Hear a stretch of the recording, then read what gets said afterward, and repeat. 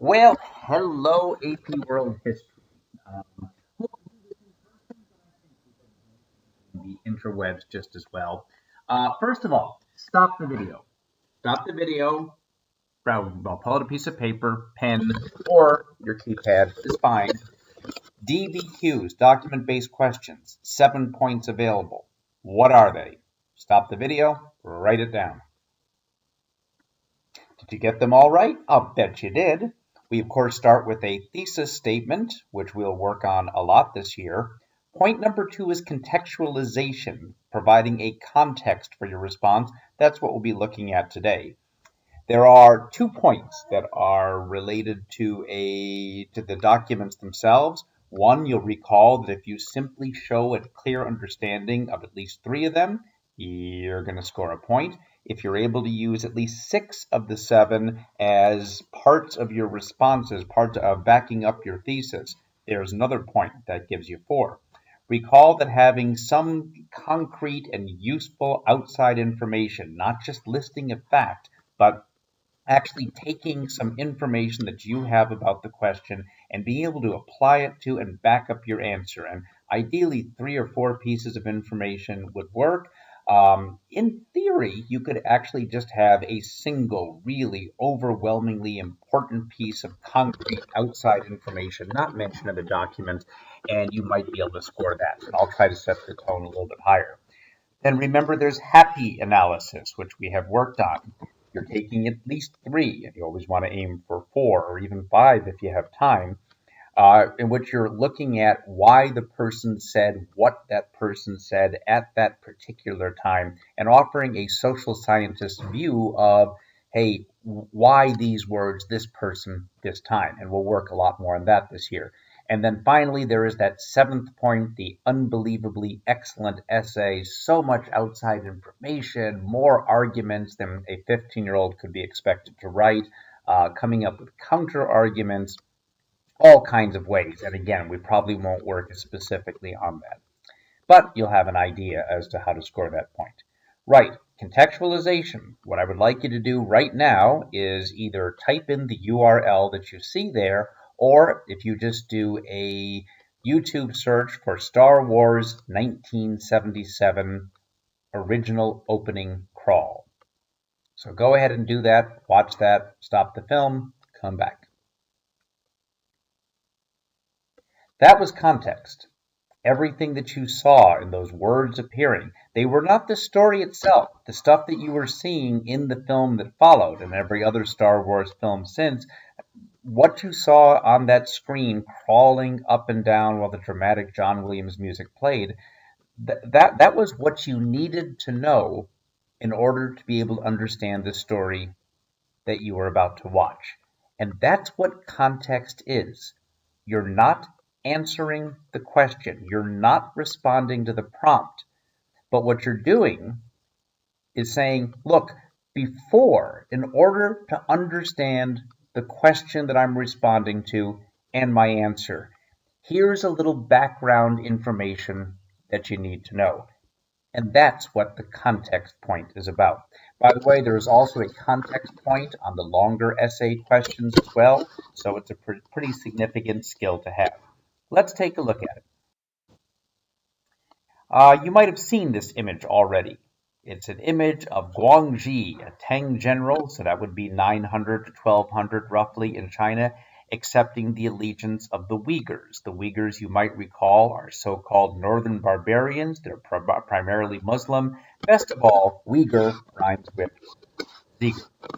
On a more serious note, the Uyghurs are currently the people in China as of the time that I'm filming this in 2019, largely Muslim, and as many as 1 million or more have been locked up in quote-unquote re-education camps in China, horrifying human rights violation that's happening as I speak right now.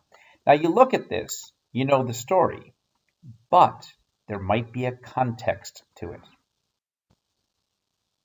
Ah, notice that there's more going on. I suppose if you only looked at that central picture, you'd say, here are these desperately poor outsiders. Except look, they do have these fancy horses, etc. Clearly, the Tang Emperor is the one who is in charge here, one with power, but it's not as if these are poor barbarian nomads per se. And actually, this is a very, very small part of a much, much bigger drawing. And again, if you were to look in more detail at all of this, there's clearly a lot more going on than that little bit we focused on. Let's take another look at another case where maybe context matters. Who is he, and what is he doing? Stop the film. What do you think? Now, looking at this, you probably think this is a brutal nomad who is about to conquer. Well, I don't know. Let's take a bigger look at the context. Ah, he's simply a man on a date. People think I'm bossy too, she says to him. Okay, again, obviously humorous here, but again, if you had only seen that specific detail and you didn't know that they were in a fancy restaurant and having a nice glass of champagne that looks to be, because it's a thin glass with a woman, that does change the story somewhat. Here is another.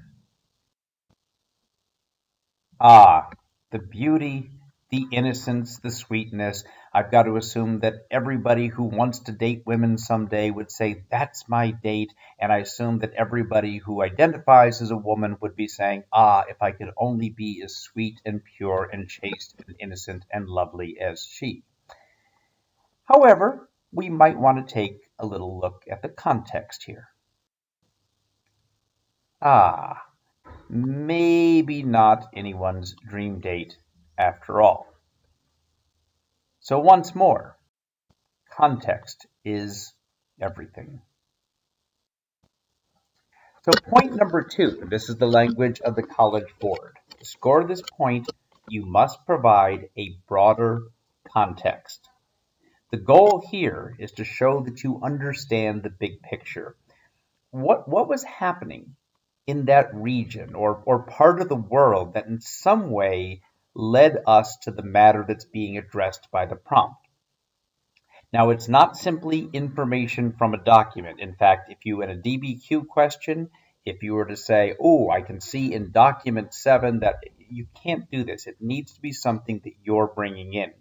Generally speaking, now if it's a U.S. history class, we're probably talking about something in recent decades because that's a shorter period of time. You will see a question that would not be one you'd get anymore because it's dealing with the pre-1200 period, where you may be talking about a context that lasts many centuries. So it depends. The more recent it is, you probably need to look to the immediate past. But in effect, what you are trying to do is identify what was happening in that part of the world, or depending on the question, the world as a whole. What would it be important to understand why that question is being asked?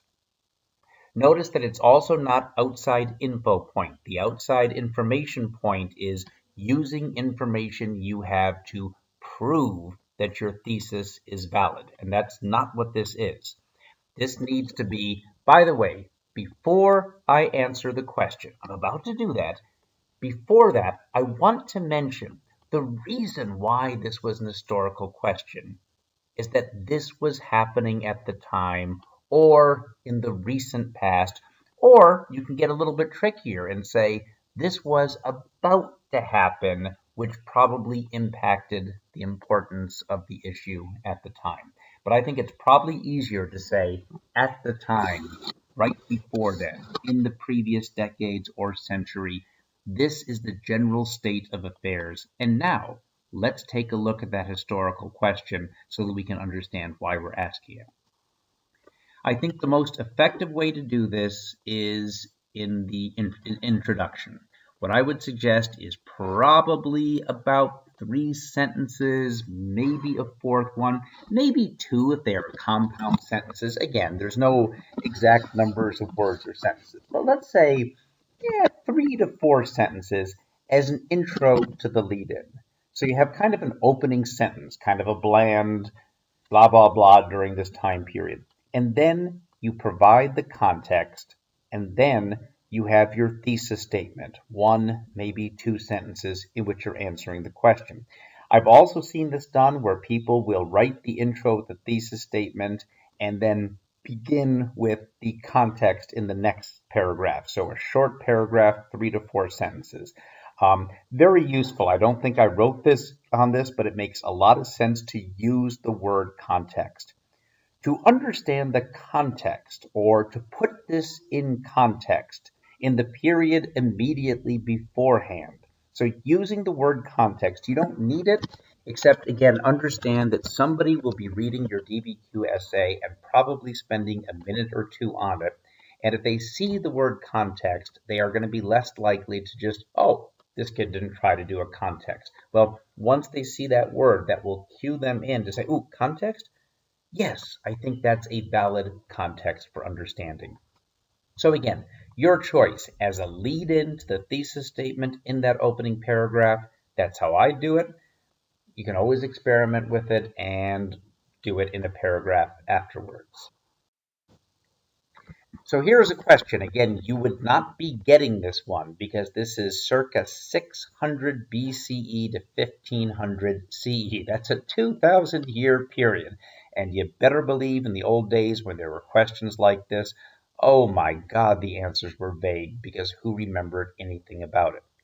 But you'd read the question closely, evaluate the extent. Now that means determine to what degree or how much religious responses to wealth accumulation in Eurasia, Europe or Asia, during the period 600 BCE to 1500 CE differed from state response to wealth accumulation.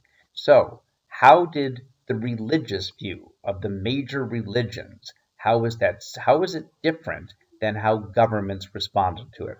And you'd think about this and you'd read through the documents and you do some underlining and so forth, and we'll work on this once we get back to school. However, you'd be thinking about the context. What do you need to know about the world before this time period in Eurasia, let's say leading up to 600 BCE, or perhaps things that were happening during this huge expanse of time? Again, you wouldn't get a question like this now. What would it be important to know so that any answer you would give would make some sense to somebody? Here are some examples from the College Board of how context might be included. Notice with appropriate elaboration. Simply writing one of these sentences would not get you the context point. You'd have to show some basic understanding behind it. One thing that you might mention is that this is the period of the rise of empires. Remember, we're moving into the classical era with these expansive imperial administrations. So if you were to write 3 or 4 sentences in which you say, it was at about 600 BCE that small localized empires began to expand. They began to have more control over larger populations and interactions with others. And you might also, you want to seal that point, it was also at this time that the major world religions came into being, starting with Buddhism and Hinduism at the beginning of this period to Christianity and eventually Islam. My goodness, in those 3 or 4 sentences, haven't you provided a context, a basic understanding of why we're asking a question like this?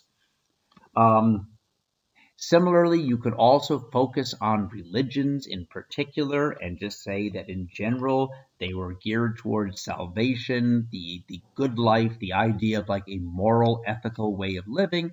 A couple of sentences about that could make some sense. The fact that, and I think really what you are seeing here is very, very similar to the first one about the rise of empires. But as these empires rise, you are seeing more trade network and so forth. And just simply saying, you know what, an idea that during this period, Eurasia went from relatively small, relatively isolated kingdoms and empires to being an interconnected world system. Because by the time we get to 1500, the world is largely connected. Now, you might say, wait a minute, Mr. Ziegler, didn't the Chinese close themselves off? That's true, that's true. But generally, like a general context of bigger societies, more powerful, moving together, having more interaction. By the way, the merchants, the social prominence economically, because that's what make these trade networks happen.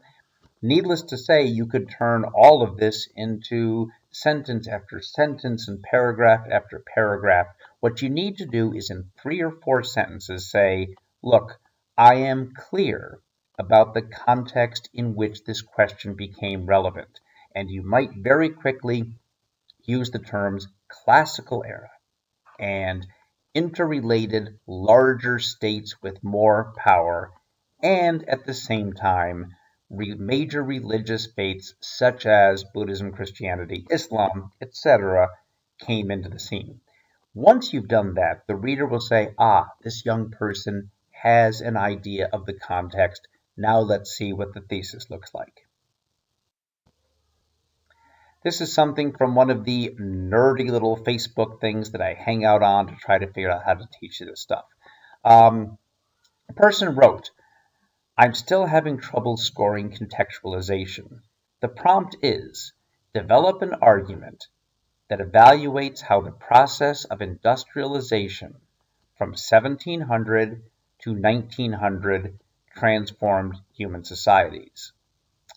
One student's attempt at contextualization refers to Britain's growing population and agricultural production. Since that's a cause for industrialization, could it still earn contextualization point? And one person says, yes, I think that would count. Notice, refers to. This is not the complete answer, but the attempt is referring to it with a couple of sentences. I agree. I tell the students, by the way, Chris Peak has written a couple of books on AP essay writing. I've used some of his stuff before, so if he is saying this is a go, I would take his word for it. I tell the students to contextualize by writing what led up to the main point of the prompt. However, they need a sentence that then bridges the context to the actual prompt. For example, already has said England's population was growing dramatically and agricultural production was growing a lot, and they've mentioned this. This growing population led to the need to mechanize agriculture, which led to the industrialization transforming society. And then a 1 or 2 sentence thesis statement. The process of industrialization transformed many European societies by providing far greater wealth and leading to increased urbanization. However, and this is our second part of the thesis statement, it also caused the non-Western parts of the society, such as the worlds of Islam and China, to fall behind. There is your context. It's followed by a thesis statement. And if you think about it, you've now set up 3 separate arguments that you would go on to expound upon in the essay.